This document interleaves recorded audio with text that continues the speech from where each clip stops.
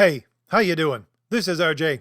So today I'm sorta going to be talking about Velma. Really what I'm going to be doing is using Velma as a pop culture reference in order to enter into the discussion about why these people who write these shows actually do so. And further to that, what is the purpose of these things to begin with? But before I get there, I just want to remind everyone that my graphic novel, The Valiant Heroes, is still up on Indiegogo. You can order anything from the campaign still because it is in demand. Also, you can get my first graphic novel, Thomas Valiant, there as well. The link for that is in the description. Also, there is a link in the description for the graphic novel that I will be having a campaign for in about 6 months called Crom the Destroyer. If you want to sign up on the early bird sign up page there, and you will get a free pinup poster if you sign up early and then get something from the campaign. And today I want to announce that if I get my act together in the next week or two, I will be starting an art contest for the Valiant Heroes and Thomas Valiant characters, and there's a lot of them. The basic gist of the contest is that I will be accepting up to 45 pieces of art. These 45 pieces of art will be going into 3 categories of 15, and each of these categories will have a first, second, and third place winner. So if you go into one of these categories, if you're an artist who submits something, then you have a 1 in 5 chance of getting a good prize for your art. And on top of that, there's also going to be a audience pick prize where I'm going to leave it up to my audience to pick the best piece of art. So on top of that, you have a better than 1 in 5 chance of actually winning something. Also, all pieces of art, whether they win something or not, will eventually be published as fan art in the back of the Thomas Valiant or Valiant Heroes books. So if you just want to see your stuff in print, then this is your chance. I will be posting examples of all the characters so that the artists can look at them and get the best idea of how to draw them. But at the same time, I guess I should add, if you are an artist and you want the entire first book of Thomas Valiant, so you have a bit of a leg up for all of the art published in that book, to give you examples of these characters, I can make those books available to you. Just email me. My email is also in the description of this video. You can simply purchase the book directly from me, and if you're in anywhere in North America, the book will probably get to you in about a week, maybe 2. Which isn't too bad, especially since I'm considering leaving this contest open for about 90 days. But anyways, the links for all of that is in the description. Thomas Valiant, The Valiant Heroes, Crom the Destroyer,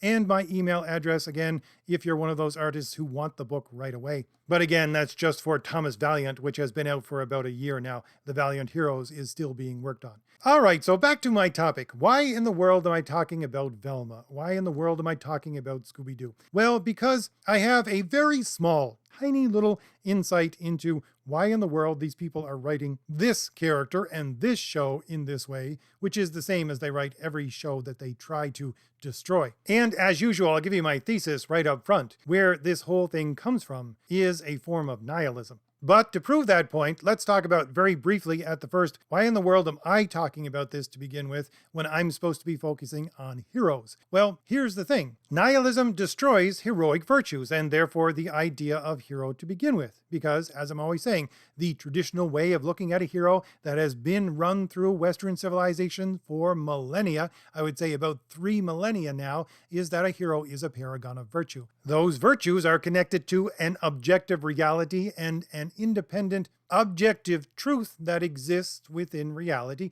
And of course, nihilism says none of that is actually real, therefore, any idea of a traditional hero is obliterated. And at the same time, I'll have to note that I see Scooby-Doo, really the original Scooby-Doo, which everything else is based off of, yes, promoting an idea of justice. It is the virtue of justice which is holding the whole thing together. Why? Because what you get at the end of every show, that is to say, what is the thing that ties them all together? Well, it's at the end where they rip the mask off the guy who's pretending to be some kind of monster, and the guy says, "And I would have got away with it too if it wasn't for you darn kids." The whole point of that statement is, look, I wanted something and I couldn't get it justly, therefore I'm doing this sneaky thing in order to get it unjustly. And the Scooby Gang basically unravels the mystery in order to ensure that this person cannot do this unjust thing. That's what ties the whole thing together. Certainly in my mind, because that's what is the single thing that I would say is repeated through every one of those original programs. Now, you may be saying that in this new show, they still solve mysteries. Isn't that the exact same thing? Well, no, it isn't, because those original shows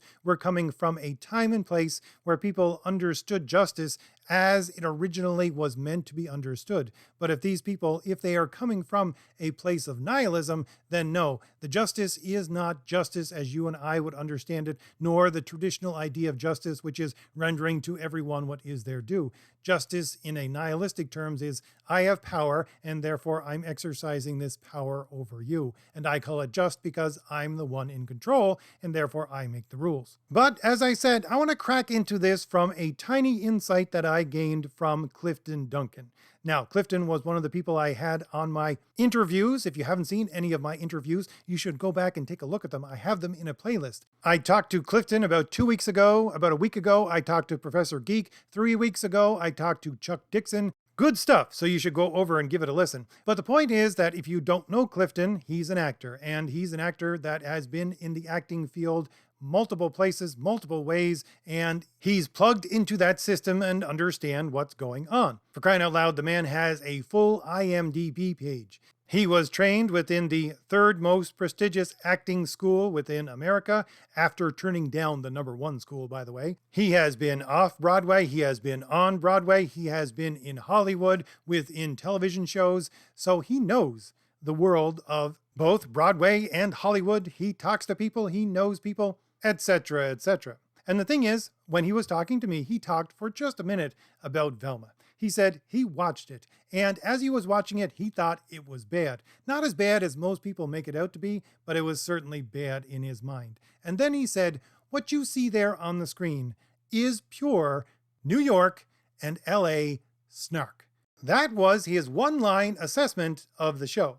I'm going to take what he says because of his position, because he knows people and knows things. I'm going to take what he says as being absolutely true. That what you see there with Velma is what you get within the acting world, within New York and within Los Angeles. It is snark on the part of the people who are writing this show. So really, the question off of that becomes, if that is the case, what in the world first is snark? Let's look at it psychologically. I would say we're looking at it philosophically through human nature, but we'll just call it psychologically as well, because they both come to the same conclusion in this instance. Well, the psychological way of looking at snark is that it is a passive-aggressive way to use humor to hide anger. And what is the reason for this? The reason to hide this anger underneath humor is to control the person that is being spoken to. Because being passive-aggressive is still being aggressive, and the point of being aggressive is to control the other party. And that's exactly what happens with snark. And particularly, again, if you look at it through psychological terms, psychological studies, they have said that if you want to combat snark, what you have to do is, #1, not bend to the will of the snarky person, and #2, you don't bend to the will by sticking to your values, by sticking to your principles. And if that's the way to combat snark, and again, psychologically, this is what psychological papers state that you need to do, then exactly what is snark trying to do? Well, as I said, the person being snarky is trying to control someone, and they're trying to control them by obliterating their sense of value, their sense of connection to something of value, which is usually their moral and principle center. Because if you bust that up and you make sure that they don't have it through this attack, then therefore they become much easier to control. So again, that all comes down to control. And if you look at snark and then apply it to the mindset of your quote-unquote progressive individuals, you will see exactly how and why these two things fit together hand in glove.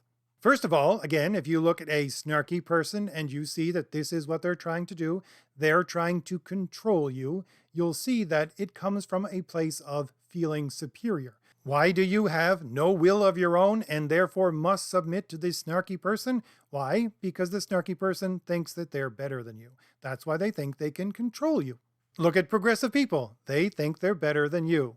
How does snark do this? It does it through hidden criticism. What does progressivism do? It uses things like critical theory to chip away through criticism in order to gain control. And what is at the heart of snark? At the heart of this, I'm going to control you. Again, it has to destroy your principles, your values, your morality, so that you submit. And what do progressives, quote unquote progressives, boil everything down to? For them, everything is power politics. And what is politics? As I've always said, if you take it back to its original origins within philosophy that has been known for thousands of years now, politics is just public morals, as opposed to individual morals, which are ethics or family morals or any other subsection. But again, the point is that quote unquote progressives using politics in the way that they do, power politics, is a way to control you by saying, hey, guess what? I'm morally superior to you. Therefore, you need to abandon your morals, your principles, your values, and just follow me. Now, again, where is all of this coming from? Well, for your quote unquote progressive people, their ideas come from a place of nihilism. This is why everything boils down to power politics. In essence, everything boils down to power. Why? Because he that has the most gold makes the rules, or he who has the biggest stick makes the rules. Why? Because there's nothing else. There's nothing other than power. There is no grand design. There is no good. There is no true. There is no beautiful. There's nothing you can hang your hat on except for power. This is the basis of your quote unquote progressive ideology. And there's no other way that this whole thing can be true unless you accept as a bedrock to this entire thing a mindset of one way or another of nihilism. Now, having said that, let's take one more step backwards and show exactly why the ideas of progressivism fit hand in glove with the ideas, at the very least, the latest ideas of nihilism, which would be the ideas of Nietzsche and Schopenhauer. Schopenhauer being the teacher of Nietzsche and the person who came up with most of the ideas that Nietzsche ran with. Now, when I talk about this subject, a lot of people usually put in the comments, you're misrepresenting what this entire philosophy is supposed to mean. Yeah, well, here's the thing. I don't study things in a way that's purely philosophical. I study things in the politically philosophical way, which is to say, when you study the philosophy, you also got to study the life of the person who came up with the philosophy and try to marry those two things together to see where these ideas come from and why they're expressing them, which again is the exact same thing that I'm doing with these shows and talking about Velma and where those ideas come from. And if you look at the lives of both Schopenhauer and Nietzsche, you will see that both of their philosophies, which are philosophies of nihilism, come from a point of emasculation. Both of these men were emasculated as they were growing up, and they had to take revenge upon the world for their emasculation. Why and how? Well, both of these men grew up without a father. Both of them were German, but there wasn't a Germany back then. It was the Holy Roman Empire, which was loosely controlled by the Prussians. And the Prussians had the strongest army in all of Europe. They were sweeping over everybody, and they were the pinnacle of manliness to point to at that time. And as being people who lived closely under the Prussians, they were expected to be, as citizens, manly men. But these two guys were not, because they didn't have fathers. They were both raised by their mothers. And so, both of them developed a complex wherein they hated their mothers and all the other females in their lives as well, because those females in their minds stripped them of all their manliness. And at the same time, because they didn't have a father there to hate, they took their hatred of their fathers and transferred it onto the next relatable thing within their culture. And within Christian Europe at that time, the biggest father figure that could be there for anyone was the idea of God. That was the Christian idea, the idea of God the Father. And so they took their hatred of father out upon God and Christianity. Quite specifically, the entire idea of nihilism is just a rebellion against Christianity. Why? Because they basically, at its core, say, well, you return to nothingness. There is nothingness. Okay, but if you're saying you return to nothingness, you're saying that you came from nothingness, which is purely a Christian idea. Well, at the very least, almost exclusively, you can see it in smaller things, but almost exclusively do you get the idea of you came from nothingness from Christianity. The old Greek and Roman way was you came from something, it was chaotic and malformed or misshapen or had no form at all, but at the very least it was something, it wasn't nothing. You go to the Eastern way of thinking and say that everything always existed and is just going around and around in a loop. So again, if you're saying you're going back to nothing, you're just flipping the idea of Christianity on its head. So it is a rebellion against Christianity, pure and simple. And again, this entire philosophy comes from the fact that these two men rebelled against God because that was the only father figure they had, rebelled against their mothers, they hated women, and they did this all because they were emasculated in a culture where being masculine was what needed to be. Now take all of that and apply that same thing to progressive people, and you get the exact same result. You see so many of these people who have a mommy complex or a daddy complex because they came from a broken home or a single parent home and they never had anything, etc., etc. The whole thing plays out exactly the same. This is why I would say you need to go back to these ideas. And this is what I always do. I say you take a person and you apply to them the idea, the traditional idea of human nature, then you say this X, Y, and Z happened in their life, and so you're going to, like an equation, get these results from that exact thing. You take human nature, add those specific points of suffering, and like math, you're just going to get A, B, and C as your result. So if you apply that to Nietzsche, or apply that to Schopenhauer, or apply that to any progressive person that you see out there today, you're going to get the same results. And that's the entire point. Maybe these people, these writers, have absolutely no idea about Schopenhauer, no idea about Nietzsche, no idea about the philosophy of nihilism. It doesn't matter. The entire thing plays out the exact same way. You take their human nature, you apply this situation to it and that situation to it, and you're going to get a person that is malformed in this exact way. The same as Nietzsche, the same as Schopenhauer, the same as them. They all came to the same conclusion because that's how reality and human nature work when they join together.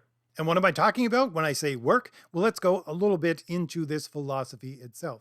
Well, within this philosophy, let's concentrate on Nietzsche's philosophy. We'll go back to Schopenhauer as supporting evidence when we get there. But the point is that if you look at Nietzsche's ideas, he would say that there are various levels of people, lower levels of people and superior levels of people.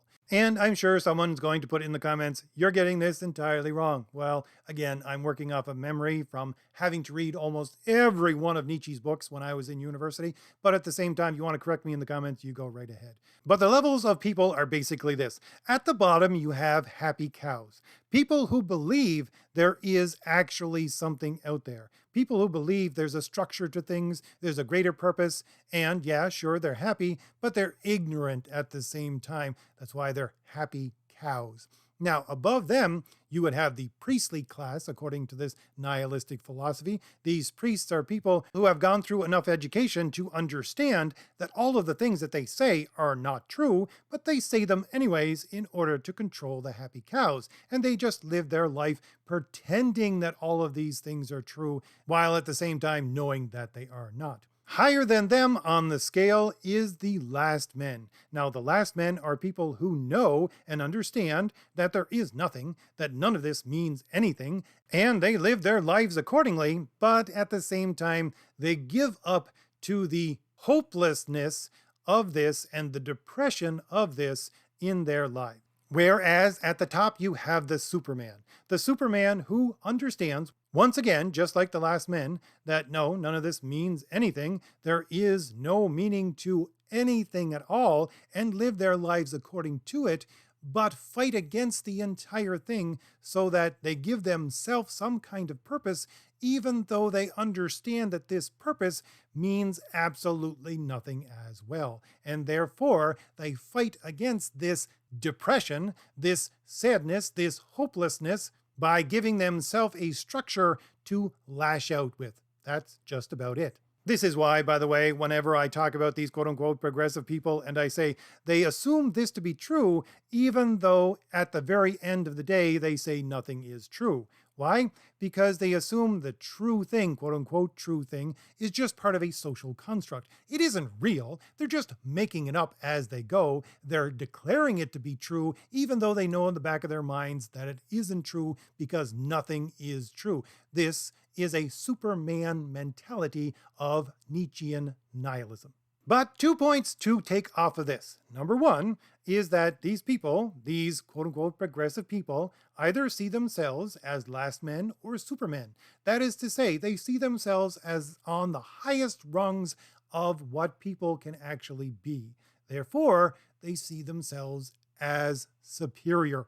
Why do they see themselves as superior? Because they have accepted in their lives that there is absolutely no meaning to anything. And that brings up the second point. The second point being that when life has no meaning whatsoever, all that's left is pain and suffering without any meaning. Now, just a quick caveat here. I'm a Christian, and I believe that, life is made up of pain and suffering, but I believe that that pain and suffering has a purpose and a meaning and can be useful. But I'll get back into that in a moment. But the point is that these people see life as being hopeless, see life as being nothing but pain and suffering, and there's no way to get around it. None at all. Even if you become a Superman, even if you do all the things that a Superman can do and give yourself some meaning, you might think to yourself, well, in this philosophy, doesn't that mean that this is the point wherein you extract yourself from pain and suffering by being this Superman? No, that's not what it's about at all. Being a Superman means that, you live with that pain and suffering because there's absolutely no way to get rid of it. There is no way to be happy. There is no way to escape that pain and suffering. There is not even any way to mitigate that pain and suffering. The only thing that you can do is try to use your will to power so that you can be a Superman in order to accept that pain and suffering more or less on your own terms. That's it. And how do you do this, pray tell, by being a Superman? Well, you have to do it by pretty much being at war with all other people at all times, by being selfish, by being concentrated completely on yourself, and be in a condition whereby you're ready to step in anybody's face at any time. So basically, I would put it this way. The only way to actually have some kind of control over the pain and suffering is to lash out in the way that you see fit so that you make others feel the same pain as you. That's all that you got. And again, let's take this entire thing and apply it to your progressive people. That's exactly what they are. Again, they think of themselves as superior. We go back to the idea of snark. That's why they're being superior. That's why they're using snark, because they see themselves as superior in accepting this nihilism. And at the same time, all they're doing is thrashing around, trying to use their will to power in order to control and destroy the things around them, in order to give themselves simply an illusion, which they know is an illusion, of control in order to deal with their pain and suffering. So once again, the whole thing fits progressivism to a T, lashing out at others and making sure they feel your pain because you're miserable. Check. Destroying what other people love because there is nothing that you should love and you need to share their misery. Check. Having a feeling of superiority in order to do all of this. Check. Being aggressive and at the same time deceptive in order to accomplish all of this. Check. The whole thing fits down the line, one after another point. And again, I'm sure someone in the comments has already said, yes, well, you see, this whole progressive idea is about collectivism. Therefore, it has nothing to do with Nietzsche's nihilism because that's about the individual. And again, I would just say, no, you see, the point being, while I would accept that statement as being true on its face, the whole point, as I said previously, is that you take this condition and you apply it to a human nature and you're going to get the same results. It doesn't matter if it's for an individual or for a group of individuals. You get the same results. And the whole point of the last 100 years of what they technically call philosophy within our society has been attempt after attempt after attempt to take the ideas of nihilism and just put them into different forms and express them in different forms. As I have said in previous videos, I think that's the entire point of where modern feminism came from. But I'm getting a little far afield.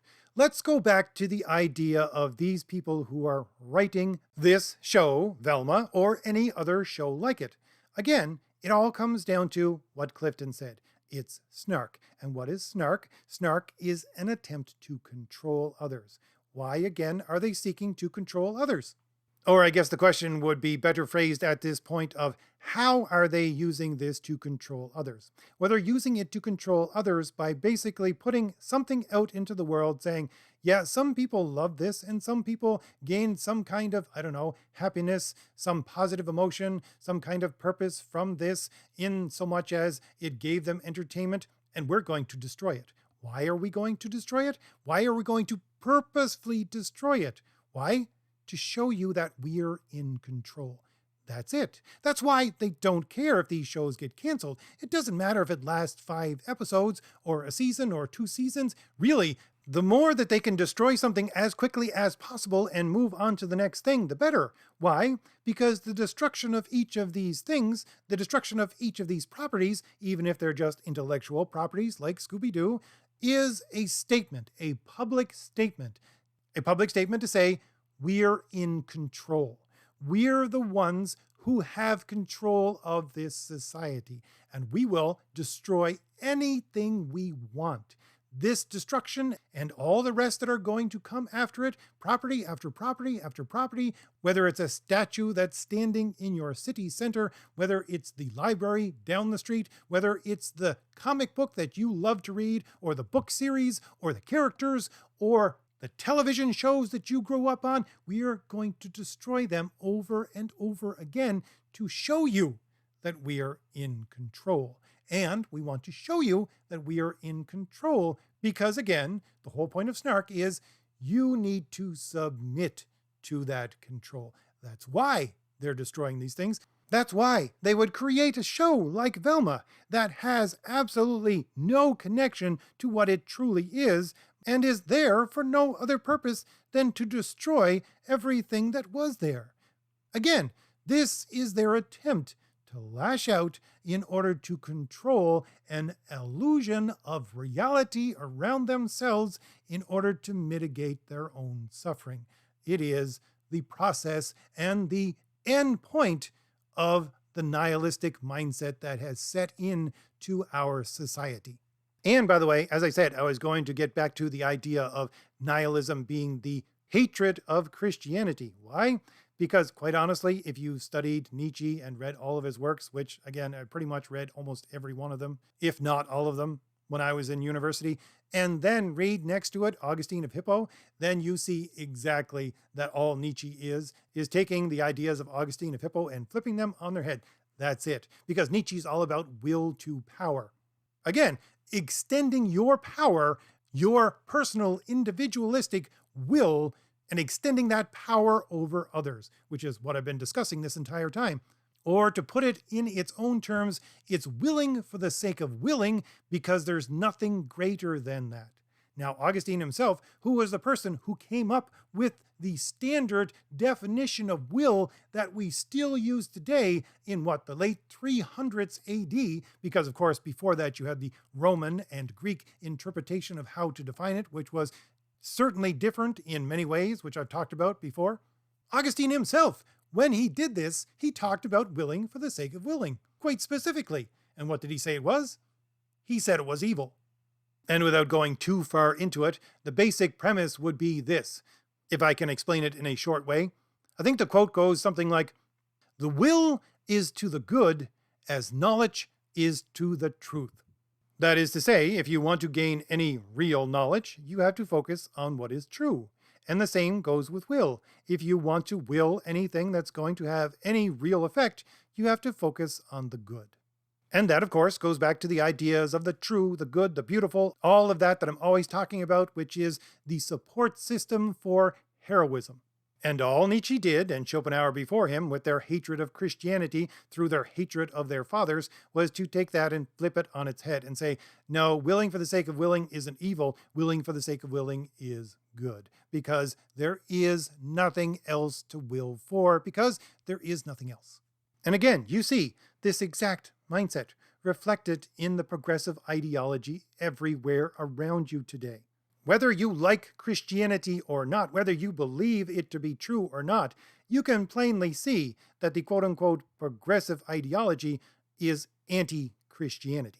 And I went through all of that, again, because the whole point of the Nietzschean understanding of the Superman is will to power.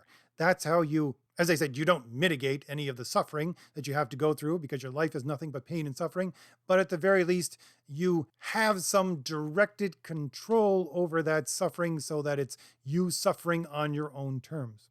But if you go back to Schopenhauer, he didn't have any ideas of will to power. He had a different idea, which plays into this entire thing that we're talking about with the creation and destruction of these properties. Schopenhauer would say that, again, no, you can't mitigate any of that suffering. You're going to go through it. There is no way to even slow it down. But you can sort of distract yourself from it. How? Well, he would say you do that by creating things. And again, I would say that that strain of thinking, which is simply another result if you take this specific mindset of viewing and dealing with pain and suffering and apply it to any human nature, that's what you're going to get. Ideas like this, if you take that and you apply it to the people that are around you today, the quote-unquote progressive people, the people that are in these writing rooms, creating these stories. Why are they doing it? What is their motivation to do it? Again, besides the fact that they want to control and destroy. Well, they're doing it simply to amuse themselves. Really, that's what they're doing. If you take this Schopenhauer way of thinking, which again is the basic understanding of nihilism, then that's why they're doing it.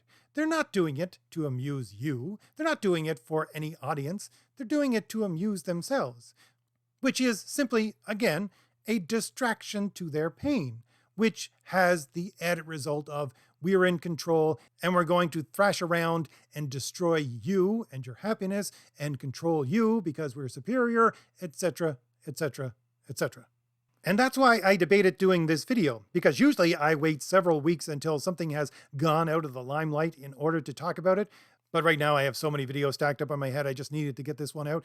But I do that partly because the more pain that this is causing people and they're showing out there on the internet or anywhere else, that's exactly the point of what they want.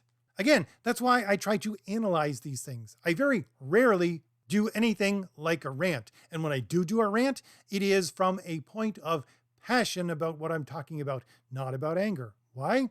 Because again, these people who are writing these shows, part and parcel of what they're trying to do is amuse themselves, to distract themselves from their own pain by causing you pain. And so, if you're on the internet being angry and shouting about all these things, they see your pain and they're amused. And they take that as confirmation of a job well done. Let's now move on to the next thing, to destroy. So, if I've given you anything new to think about, hit the shield in the lower right-hand corner of your screen to subscribe, and leave me a comment. Tell me what you think about all this. And don't forget, there are links in the description to order my 2 graphic novels, The Valiant Heroes and Thomas Valiant. Also, a link for the early bird sign-up page for Crom the Destroyer, if you wish to get that free pinup poster with your order when it eventually goes live. And as I said, I will, in the next couple of weeks, be coming out with more information on the art contest that I will be starting. All right, I'll leave it there. I'll see you later. Bye.